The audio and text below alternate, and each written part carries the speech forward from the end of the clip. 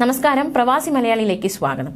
ജീവനക്കാരുടെ പണിമുടക്കിനെ തുടർന്ന് air India service റദ്ദാക്കിയതും യാത്രക്കാർ വലഞ്ഞതുമായ സംഭവ വികാസങ്ങൾ കഴിഞ്ഞ ആഴ്ച നമ്മൾ കണ്ടതാണ്. ഒരുപാട് യാത്രക്കാരാണ് ദുരിതത്തിലായത്. കൂട്ടയവധിയെടുത്ത് പ്രതിഷേധിച്ച എയർ ഇന്ത്യ എക്സ്പ്രസിന്റെ ജീവനക്കാർക്കെതിരെ വിമാന കമ്പനികൾ നടപടി സ്വീകരിച്ചിരുന്നു. ഈ ജീവനക്കാർ കൂട്ടയവധിയെടുത്ത് പ്രതിഷേധിച്ചതായിരുന്നു ഇത്തരത്തിൽ സർവീസുകൾ മുടങ്ങാനും യാത്രക്കാർ ദുരിതത്തിലാകുക എന്ന സംഭവത്തിലേക്കും നയിച്ചത്. സംഭവത്തിൽ എയർ ഇന്ത്യ എക്സ്പ്രസിന്റെ 25 ക്യാബിൻ ക്രൂ അംഗങ്ങളെ കമ്പനി പിരിച്ചുവിട്ടതായുള്ള റിപ്പോർട്ടുകൾ അടക്കം പുറത്തുവന്നതാണ്.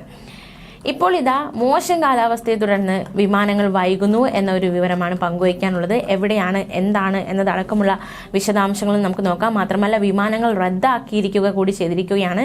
ആ വാർത്തയുടെ വിശദാംശങ്ങളിലേക്ക് പോകാം. പ്രതികൂല കാലാവസ്ഥയെ തുടർന്ന് കരിപ്പൂരിൽ നിന്ന് 3 വിമാനങ്ങൾ റദ്ദാക്കി. എയർ ഇന്ത്യ എക്സ്പ്രസിന്റെ 3 സർവീസാണ് റദ്ദാക്കിയത്.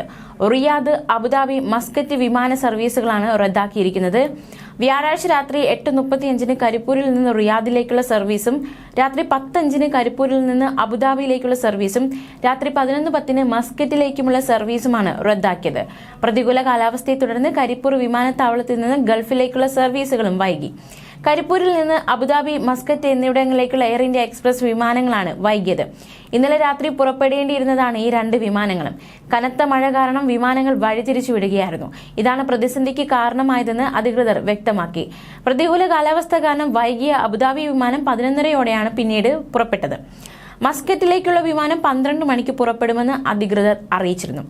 ദോഹയിൽ നിന്ന് കരിപ്പൂരിലേക്ക് വരികയായിരുന്ന വിമാനം പ്രതികൂല കാലാവസ്ഥ കാരണം മംഗലാപുരം വിമാനത്താവളത്തിൽ ഇറക്കിയിരുന്നു.